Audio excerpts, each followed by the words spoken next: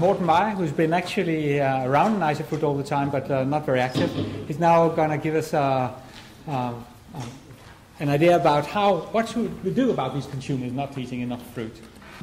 Dear friends, I am very honored to have this opportunity to give a short presentation to you. I've only been granted 20 minutes, so it will be rather fast. I have been busy in the art of getting people to eat more fruits and vegetables for 18 years now, and we do have had some nice successes that I would like to present briefly to you. So with that background, I now would like to give some input, maybe a few provocations to the discussion in a minute around how we can get people to eat more fruits and vegetables. I'm a nutritionist myself, so here we go. No, here we go. Yeah, this is the bragging slide I'd like to show to you. This is 1995 and 2006, the average national intake of fruits and vegetables. Vegetables is included here, sorry about that today, but it's actually an increase of 43%. You can't find another country on this globe that has an increase like that. So we are very proud of having been able to make such a difference. I think Lars invited me, mainly because... maybe because he would like me to paraphrase over the fact that we have been using graphics like this to increase intake of fruits and vegetables in Denmark. But honestly, that would be a very short talk because I don't think that really made a big difference. This poster certainly has been able to increase awareness of the fact that you should be eating 6 a day. 6 and 6 is pronounced the same way in Danish. That's why the Danes like this so much. And we kind of had a very strong mnemotechnic idea that when we say 6 a day, it means you should do something naughty every day in the daytime. Let me move on and show you the concept that I'd like to share with you in this presentation. The idea is that when you need to make an impact on how much fruit and vegetable people are eating, then certainly you need to realize that you can't do it alone. And this is just a short model to show you how we need on one side to be the health people and on the other side to be the industry people. We have different capabilities, and if we work together, we can have a campaign that really can make an impact. The thing is that industry wants to sell more, and health people, they want people to eat more. There's not a lot of difference. In some aspects there are, but we will leave them for now. So let me just share with you one of the most inner secrets about how the 6 a day campaign has been successful. The thing is that we have the campaign which is now represented in the center up here. And we have a logo, and we have been doing a lot of especially network marketing to people. And this has actually led to the fact that people perceive fruit and vegetable to be very good to you and of high value. That high value has the retailers been able to turn into a willingness to pay more, which actually have allowed them to increase the prices for fruits and vegetables. In a period of 5 years, most foods have had an increase of about 10% in prices, while fruit and vegetables had rose 50%. So it's nice to be able to sell at a higher price, but certainly it's also very nice to sell a higher amount, which this graph showed you. So the idea is that the retailers can actually get more profits, and those profits, this is wishful thinking, the last thing up there, that it actually should generate more income to the campaign. That's for my account only. But the idea to have people understand that it's more valuable, they'll be able to pay more, and that way there's a nice return back to industry. That's the basic strategy behind a good campaign. So, yesterday I had the pleasure of being introduced to what we've been doing in Pillar 1. And I must say that I am impressed, especially with the top result up there, with the thinking about person and product, and then adding on the situation, which is very important to look at.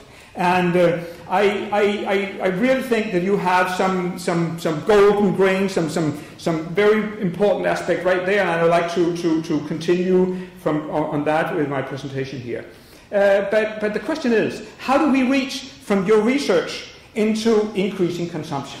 How the heck do we do that? The question is, how and do eat a fruit will you be able, with the entire project, to be able to increase consumption? Will you? More basically, we could ask, can research increase consumption? My initial answer would be, nah, not very likely. I think you have a chance if you go the detour of having your research impacting somebody who then in turn can make something happen or use your results to be able to impact consumption. There are a few places where I think it's relevant. But first I want to the kind of research that market research institutes do and the business of doing marketing to increase sales, it's in my experience, it's nowhere near powerful enough to make the impact on public health that we need. So even though you do good marketing and you do good marketing research, you won't be able to get the impact that we need for public health.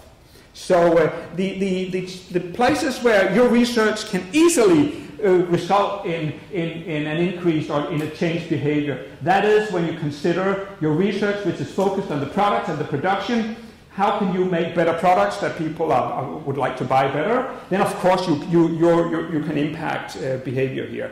Another example, which I'm not saying is representative for you, but I know some researchers that think that their research into the health benefits of fruits and vegetables, if only they keep doing it and do more and better evidence, then one day, in turn, people will start changing their behavior. I'm sorry, it doesn't work like that.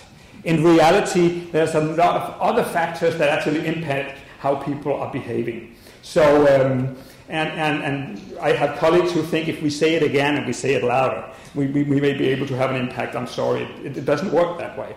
Let me reveal to you a summing up of the experience from working with this for a number of years now. The main thing you need to be aware of is availability. We have a 6-a-day campaign, and here you have the 6 A's. Availability, accessibility, that can be translated into being ready to be eaten, convenient products, affordable, acceptable with respect to taste, and the two last ones are very important, that if you think people will start eating more fruits and vegetables just because they're good for you, forget it.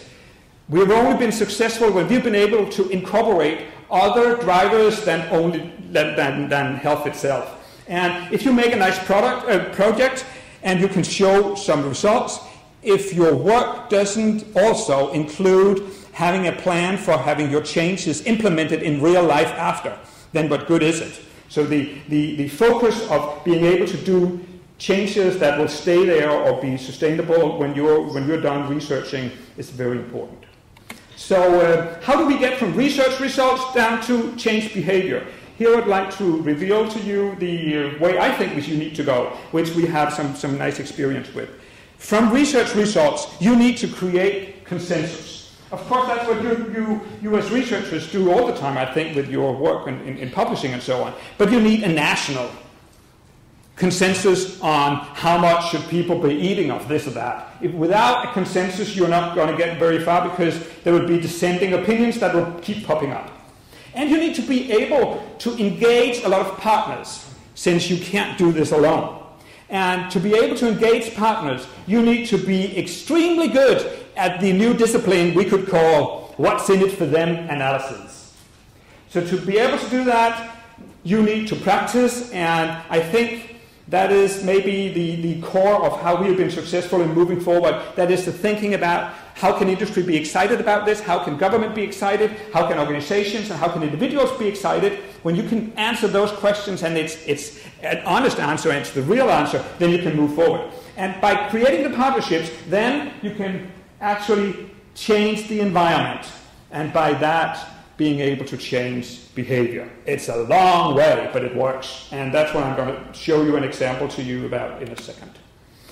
Some people would say, what happened to communication? Isn't communication an important part to be able to change behavior? Yes, it is. But honestly, we mostly use communication as a tool to implement the environmental changes that we need to be able to change behavior. So we don't communicate to consumers that they should be eating more fruits and vegetables.